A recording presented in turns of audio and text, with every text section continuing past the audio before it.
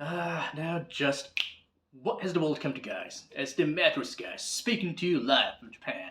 Now today is the 11th of July, Saturday 2026, and unlike any other videos I have ever made so far, guys, today I'm going to go absolutely visceral and delve into sharing you a serious matter of what is going on in Japan that is impacting, right, if not bullying, the foreigners are running honest God small businesses over here in Japan. And I am telling you, right, the word impact is an understatement, because not only, right, this new law and purging mum and dad local businesses in my vicinity, in my neighborhood, and I believe there is already a long-term political backlash to the Japanese who are either traveling abroad or those who are already living abroad. And yes, I am talking about the inevitable retributions from other countries.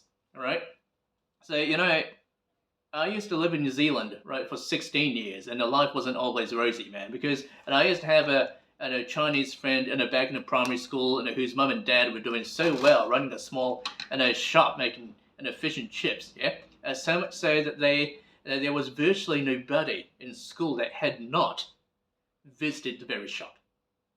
But one day they had to close down, right, their business, whereupon I got to know that it wasn't the business itself that was difficult per se, right? As nobody hates fish and chips, yeah? I mean, tell me who does. But it was the law that kept on changing with the whim of the government, right?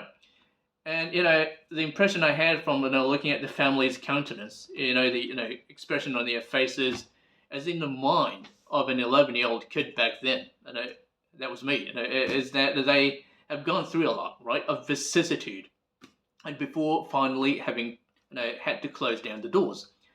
Now, well, be that as it may, you reckon, well, now I am seeing that history, from 35 years ago, right, repeating right before my eyes, right? Ironically, this time in Japan. And it is happening, or rather, it happened, right? It has happened in my neighborhood. So in today's video, right, I'll make it special in a way that it is separated into 3 parts, right?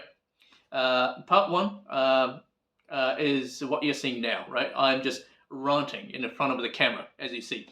Whereas part 2, right, I'm going to show you the actual place myself, right, after this, all right, the local business that has permanently closed down because of this new law. So I am going to take my camera with me there today.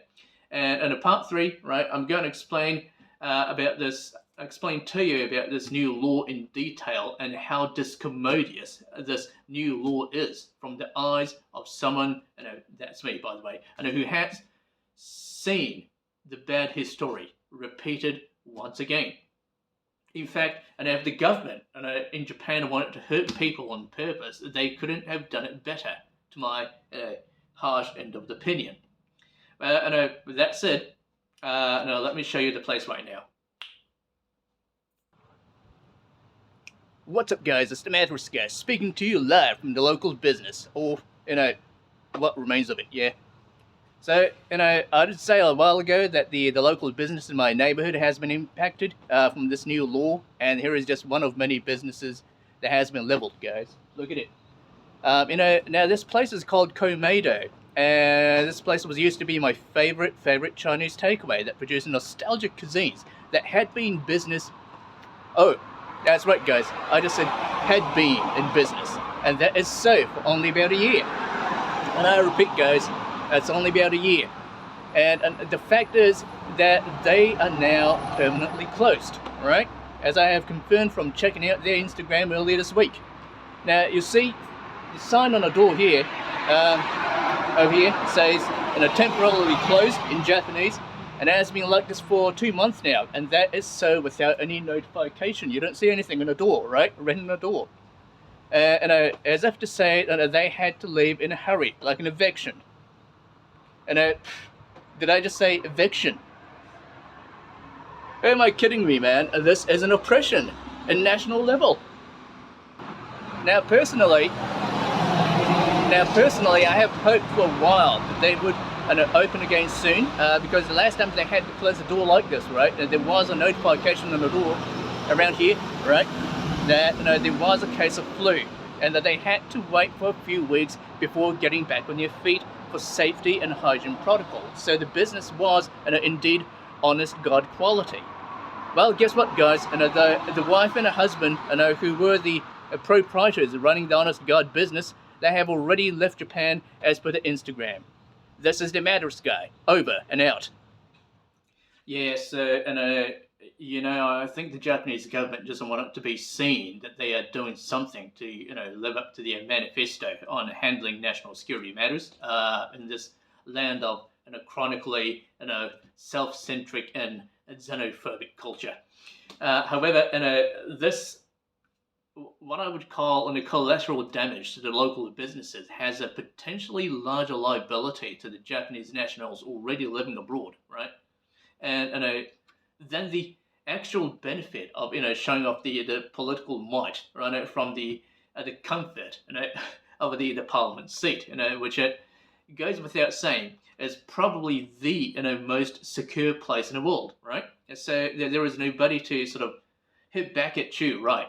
But that's unless you have a traitor, like what happened to Julius Caesar. So here in this part of the video, right now, I will explain to you in detail about this new law. What is it, and how it is made almost impossible for many people to fulfill all the requirements, no matter how you look at it, right? So, all right. So, having said that, so that there are 5, five stipulations. So, rule number 1, what is it? Rule number 1, well, it's this. Can you see this? Rule number 1, right? You are required to have a financial saving of 30 million JPY, which used to be just 5, right? Guys, that is a whopping 6 times the figure of the original requirement. How absurd is that, man? And it's not that simple, man, because you are also required to be transparent, whatever that means, about where and how you managed to prepare such a vast amount of money. What is this audacity of the politicians, who are the least transparent profession known to the mankind, telling me to be transparent, right? You know what? Nobody tells me, right, least of all some dodgy politician, to be transparent about where my taxed money have come from. And on the contrary, right, it is the politicians that's likely to have criminal history behind their fortune. So it's like, look who is talking, right? Moving on, right? Rule number 2. So let me just get this paper. Here it is. Rule number 2. All right. Can you see this? All right. Rule number 2. All right. I hope. Rule number 2. Yeah. Rule number 2. So you need to hold a master's degree. Bloody ridiculous, right? Or at least 3 years of experience in business. And you are telling this to someone who is about to start a business. Now, just what on earth does a university degree has anything to do with making fish and chips, guys, right? Do you need a degree, that being said, a snobby master's degree, to make fish and chips? And tell me, just how many politicians are there with master's degree themselves? It's like, get real, man, because if all the proprietors of mum and dad business have master's degree, right, that is either you are living in a country with absolutely nothing better to do, or you are living in a planet whose babies probably cry E=mc² as soon as they're born.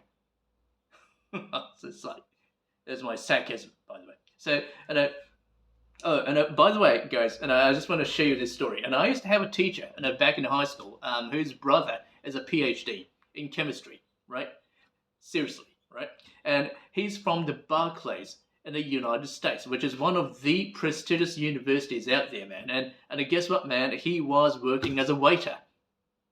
So I was joking with my friends back then about how a PhD in chemistry could help you to make food on a plate taste better by rearranging them on a plate like this. So it's like, that's an aside with the joke. Okay, moving on. What is rule number 3? Let me get the papers ready. Okay, rule number 3. Okay, rule number 3. Oh yes, rule number 3. Another ridiculous one. This gets better and better, guys. Okay, can you read this? I hope this is right. Here, look at this. You need to pass the Japanese proficiency test, which is a written exam, guys. So, it's like, how would you feel, all right, if I say that, you have to be proficient in, say, English if you want to upload your videos on YouTube hereafter? Hmm? Be honest, man. You want to smash my face, right? If you are a sane person, an ordinary person, right, who has finished reading up to this rule number 3, right, you ought to just go to the kitchen, right, open the cupboard, right, and find yourself a bottle and crack it open, all right. That's just like another joke. So moving on, rule number 4. Yes, we are nearly there now. Oh, now, why do I sound like a dentist when I say that? Nearly there. It's just like, ooh, nearly there, you're nearly there. It's just like, anyway, aside with the joke. So let me just get this on a paper. So where's my rule number 4? Oh, here it is. All right. So, okay, rule number 4. Rule number 4. Can you see this? Yeah. So you must hire at least one person who is either a Japanese or a permanent resident. So, you are telling me to pay somebody to spy on me. That's definitely a middle finger, guys. So I'm not going to do that in front of camera, but I feel like doing it. And the rule number 5, let me get the paper straight. Get the paper ready. Here we go. Rule number 5. What is it? So, yeah. So it says roadmap. Yeah. So at least, get the paper straight. Here we go. Can you see this? The last but not least damaging, you must submit your written roadmap of your business and obtain an approval from the local authority. Which I reckon is subjective at best, guys, and I'm sure there is a bribe involved in some cases. And all in all, lo and behold, guys, you are told to do all these nonsense, right, without any extended notification. And for those of you who are already running a business over here in Japan, right, you are slapped with all these requirements all of a sudden without an adequate moratorium. And as you have all seen what had happened to the Chinese takeaway in my small community, yeah? And then, they have left Japan already, yeah? And so, well, the fact is that there is a moratorium, yeah? But the catch is that what help does a moratorium have? Which is up until year 2028, right? Before these impossible requirements. Mission impossible, yeah? So a proper moratorium for an average person to fulfill all these requirements or nonsense is most likely to be a decade, right? And all in all, guys, I think the government ought to pay a compensation up front to the businesses that had to leave Japan like this. Right? Otherwise, somebody, right, ought to take this case up to the United Nations and have them question Japan's leadership. Who am I kidding, guys? United Nations. The United Nations, they're going to go bankrupt next month. In August. At least that is what I heard on the news the other day. So that they're going to be, shut down, if not all at once. But does that not sound familiar to the government shutdown in the US anyway? In the US, yeah? So I'm kind of surprised and desensitized at the same time. And that said, what good is an organization that cannot even manage themselves?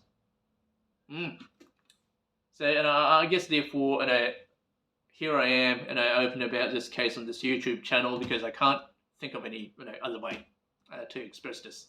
And now, you are welcome to leave a comment on this video, and I would appreciate if you could share me your ideas on how to go by helping out thousands of people who are politically oppressed like this. Right? Thank you for your time watching this video, and I will see you again soon.